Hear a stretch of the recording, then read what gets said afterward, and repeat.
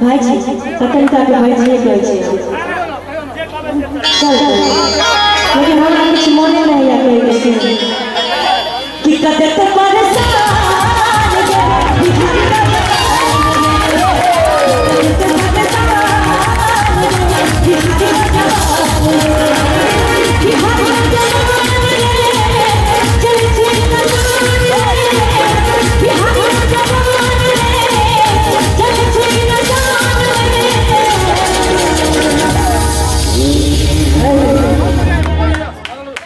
सिर्फ लोग नहीं हो कि कते तो परेशान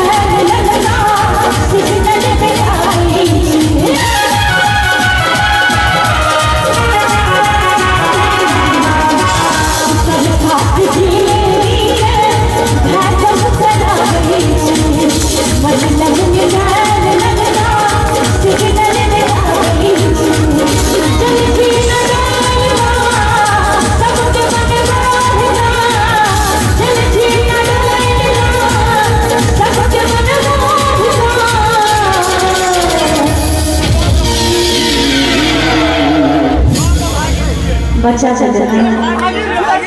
भागी से भागिन से हम क्या भागिन का ममागा में सब कुछ रहे कि कते तो परेशान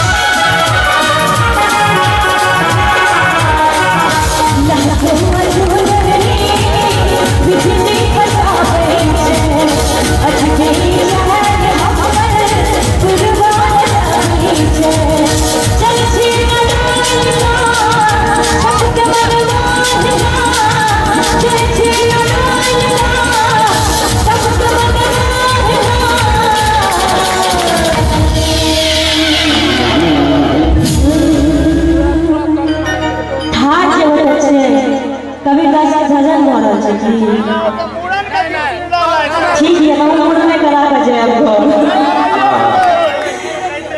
किस को चुप नहीं बोलते पाजी हम कहते हम मम्मी को बोलते लेकिन मामा को कि कते तो